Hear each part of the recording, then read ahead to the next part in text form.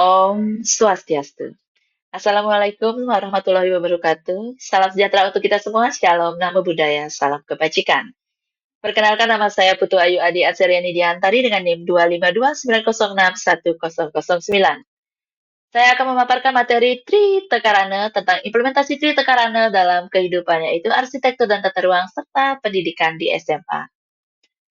Implementasi Tri Tekarana pada arsitektur dan tata ruang sesuai dengan prinsip Triangga, Trimandala, dan Ruabineda. Triangga adalah konsep hierarki bagian tubuh manusia atau makhluk hidup yang juga diterapkan pada skala tata ruang. Ini terdiri dari utama angga, yaitu bagian atas atau kepala yang bersifat sakral atau bernilai tinggi. Yang kedua, madya angga, yang artinya bagian tengah atau badan yang merupakan area aktivitas. Yang ketiga, yaitu nista angga, yang berarti bagian bawah atau kaki yang berada di posisi paling rendah. Selanjutnya, saya akan menjelaskan tentang Trimandala.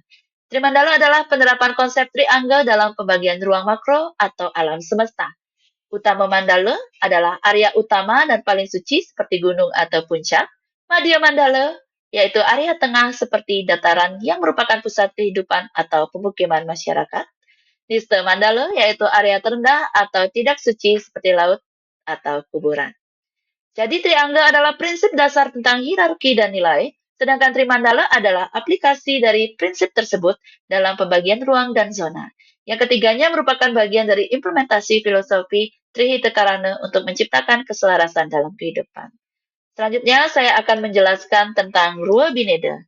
Rua Bineda itu menggambarkan dualitas yang ada dalam kehidupan seperti baik buruk, purusa pradana, dur, dan teben, yang semuanya saling melengkapi dan membentuk suatu keseimbangan. Dur dalam artiannya, zona yang digunakan untuk tempat suci seperti pura, teben dalam artiannya sebagai tempat untuk aktivitas yang bersifat duniawi. Selanjutnya saya akan menjelaskan tentang Aste Kosala Kosali, yaitu nanti akan dijelaskan mengenai pengarah, tata ruang, dan orientasi bangunan, dan penerapan Aste Kosala Kosali berdasarkan Trihitekarana. Yang pertama, saya akan menjelaskan tentang pengarah tata ruang dan orientasi bangunan. Tapi sebelum itu, di Aste Kosala Kosali ini disebut juga konsep arsitektur yang mendalam dan filosofis yang menggabungkan dimensi religius, budaya, dan harmonisasi dengan alam semesta.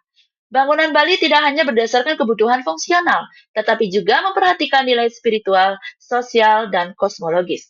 Aste Kosala Kosali adalah pedoman arsitektur tradisional Bali yang mengatur penataan ruang dan proporsi bangunan.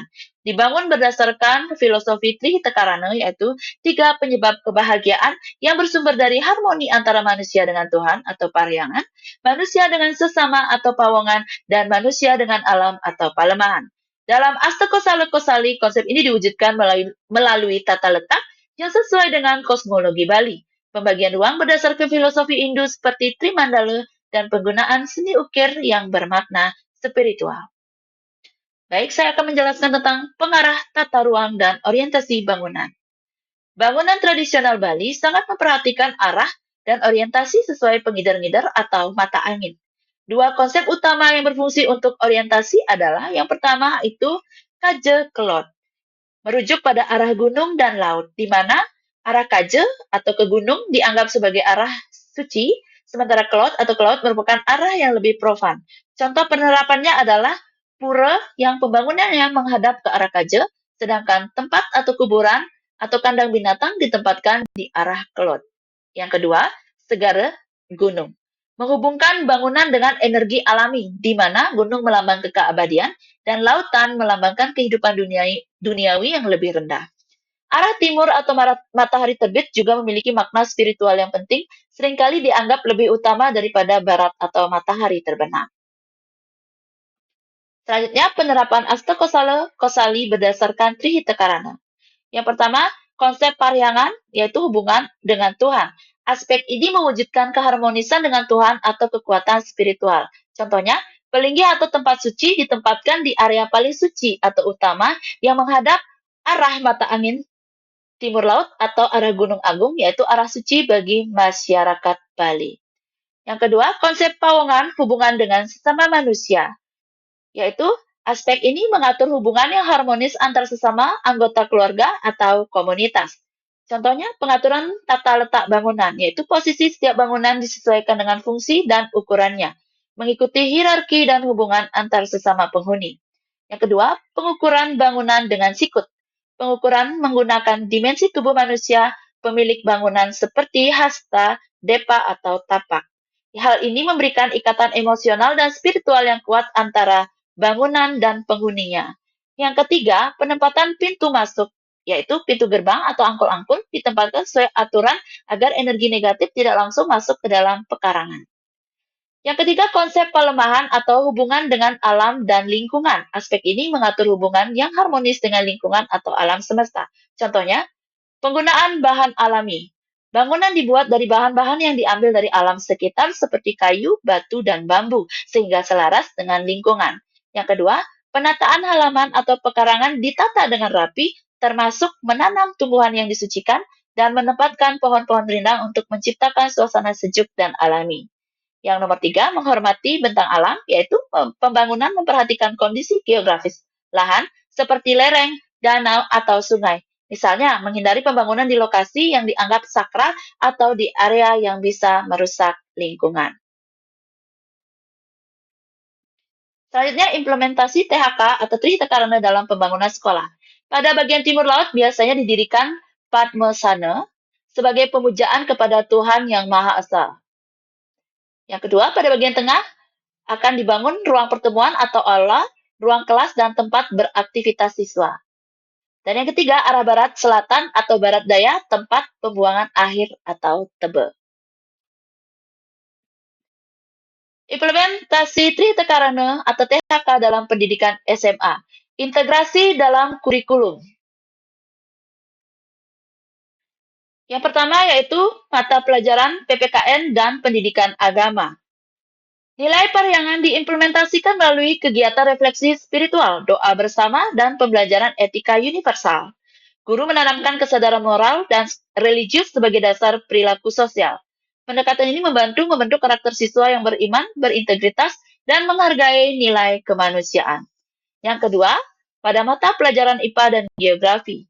Dalam konteks pelemahan, pembelajaran diarahkan pada kesadaran ekologis dan kepedulian terhadap kelestarian alam. Siswa diajak mengamati fenomena lingkungan, membuat proyek daur ulang, atau meneliti ekosistem sekolah. Melalui pembelajaran berbasis kearifan lokal, mereka memahami bahwa ilmu pengetahuan harus digunakan untuk menjaga keseimbangan alam. Pada pelajaran seni budaya dan prakarya, aspek pawongan diwujudkan melalui seni dan budaya yang mengangkat nilai kebersamaan, gotong royong, dan estetika harmoni. Siswa berkolaborasi dalam proyek seni yang menonjolkan filosofi keseimbangan dan keselarasan. Pendekatan ini membentuk empati, kreativitas, dan rasa tanggung jawab sosial. Praktik nyata di sekolah, yaitu 1. Sembahyang bersama di hari purnama, dalam Sivaratri dan sebelum pembelajaran dimulai. Yang kedua, pemilahan sampah anorganik dan organik. Ketiga, penghijauan dan merawat taman sekolah. Keempat, toleransi, senyum, salam, dan sapa. Dan yang kelima, penggalangan dana, suka duka, bakti sosial, kunjungan ke panti asuhan. Tantangan dan solusi. Tantangannya yaitu kurangnya pemahaman guru tentang filosofi THK atau Trihita Karana. Solusi implementatifnya yaitu mengadakan pelatihan, workshop, dan pendampingan tentang integrasi THK ke dalam pembelajaran tematik. Yang kedua, minimnya lahan hijau sekolah. Solusinya yaitu mengoptimalkan taman vertikal atau vertical garden, kebun hidroponik, atau atap hijau green roof. Tantangan yang ketiga, fokus akademik terlalu tinggi. Jadi solusinya, mengintegrasikan nilai THK ke dalam proyek penguatan profil pelajar Pancasila atau P5 dan kegiatan co-kurikuler. Tantangan yang terakhir yaitu pemeliharaan lingkungan yang tidak berkelanjutan. Solusinya, membentuk komunitas siswa sahabat lingkungan yang bertugas menjaga, memantau, dan melaporkan kondisi lingkungan sekolah. Baik, sekian pemaparan dari saya. Terima kasih. Om Santi Santi Santi Om. Wassalamualaikum warahmatullahi wabarakatuh. Salam sejahtera untuk kita semua. Shalom, namo buddhaya, salam kebajikan. Rahayu.